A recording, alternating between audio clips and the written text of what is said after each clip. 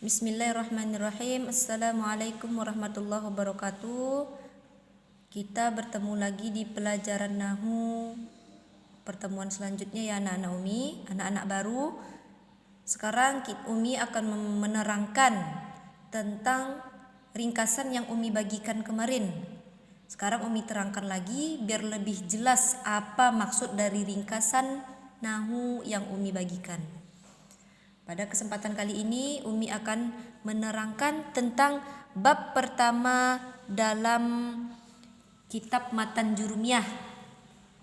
Adapun bab pertama dalam kitab Matan Jurumiyah adalah babul kalami, bab kalam. Dengarkan Umi anak-anak. Matan dari bab kalam adalah al-kalamu huwal labzul murakkabul mufidu bil wad'i. Ini pengertian kalam. Al-kalamu huwa, kalam adalah labzu, lafaz, al-murakkabu yang tersusun, al-mufidu yang memberikan faedah, bil wad'i dengan sengaja. Jadi setiap kata yang kita jumpai atau setiap kalimat yang kita dengar yang memberikan faedah atau mudah difahami dalam bahasa Arab disebut dengan kalam. Ya, pahami anak-anak? Kemudian lanjut, matan dari bab kalam tersebut ada wa aqsamuhu salasatun ismun wa fi'lun wa harfun ja'a li ma'na. Pembagiannya ada 3. Pembagian siapa? Pembagian kalam yang Umi terangkan sebelumnya ada 3. Ismun, isim, fi'lun, fi'il, harfun, huruf, ja'a li makna yang mendatangkan makna. Kemudian lanjut kita ke pembagian kalam yang pertama yaitu isim. Isim ini lebih sering kita sebut dengan kata benda. Kata benda ini bisa ditinjau dari berbagai aspek.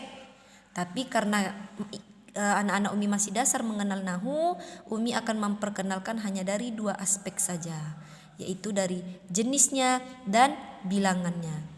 Adapun isim dikenal dari jenisnya terbagi 2. Ada yang muzakkar, ada yang muannas. Muzakkar ini lebih umum disebut untuk laki-laki, sedangkan muannas untuk perempuan.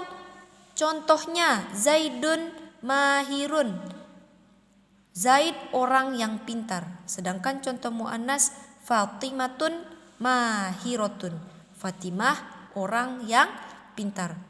Di dalam bahasa Arab laki-laki dan perempuan dibedakan. Apa yang membuat berbeda? Lihat kata Zaidun mahirun, Fatimatun mahirotun. Dalam bahasa Arab kita menemukan tak marbuto, dia disebut dengan muannas. Sedangkan yang tidak ada tak marbuto disebut dengan muzakkar. Kemudian isim ditinjau dari bilangannya terbagi 3. Ada yang mufrad yaitu tunggal, ada tasniyah yaitu ganda atau disebut dengan 2. Ada yang jamak, jamak itu banyak ya. Umi kasih contoh untuk mufrad yang tunggal, 1 buah buku, kitabun. Sedangkan qalamun artinya 1 buah pena. Untuk contoh tasniyah, tasniyah ini disebut dengan ganda atau 2. Contohnya kitabani, 2 buah buku.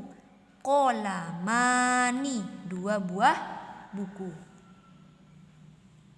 Rumus untuk tasniyah ini alif ditambah nun. Kitabun 1 buku, 2 buku. Kitabani. Qalamun 1 pena, 2 pena. Qalamani. Jadi untuk tasniyah ini dia punya rumus ya, alif ditambah nun. Kemudian jamak.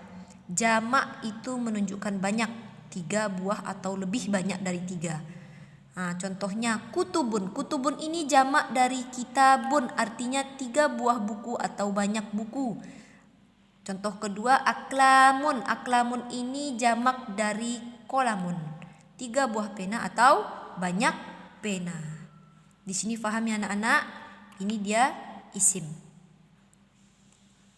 Kemudian kita lanjut pada pembagian kalam yang kedua yaitu fi'il. Fi'il ini apa itu fi'il? Fi'il itu adalah kata kerja yang mengandung makna pada dirinya dan berkaitan dengan waktu. Jadi setiap kata yang mengandung makna berkaitan dengan waktu telah berlalu atau sedang dilakukan atau akan dilakukan disebut dengan fi'il. Nah, kemudian fi'il ini terbagi menjadi 3. Fi'il terbagi menjadi 3. Yang pertama fi'lun madhi.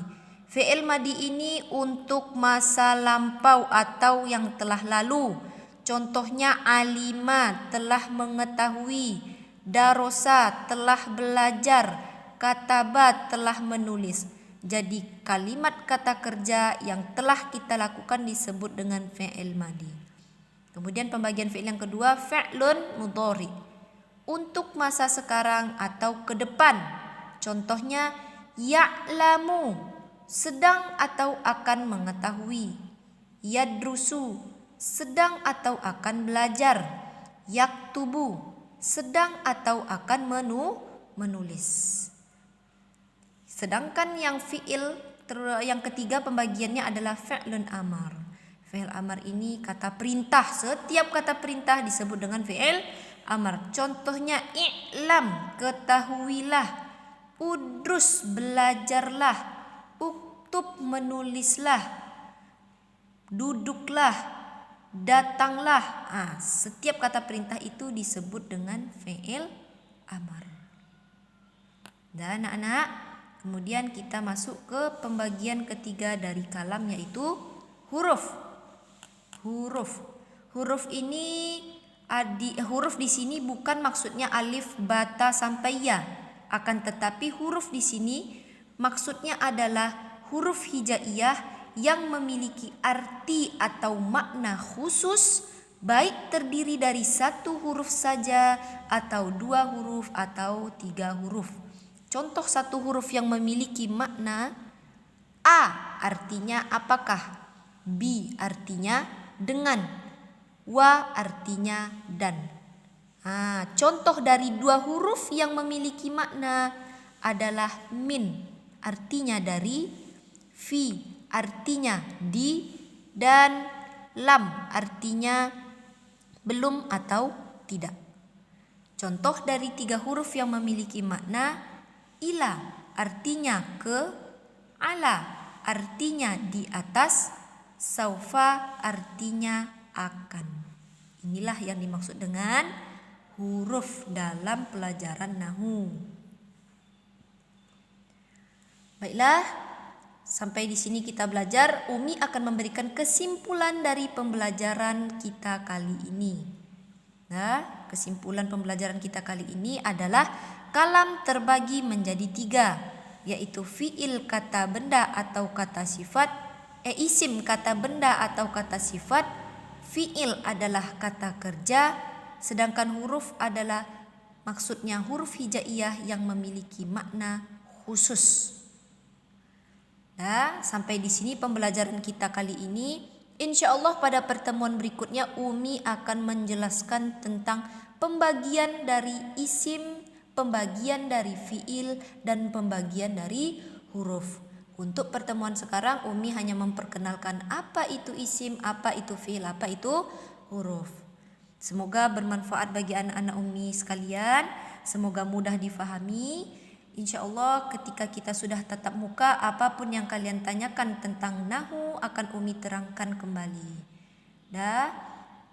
Sampai di sini semoga bermanfaat. Assalamualaikum warahmatullahi wabarakatuh.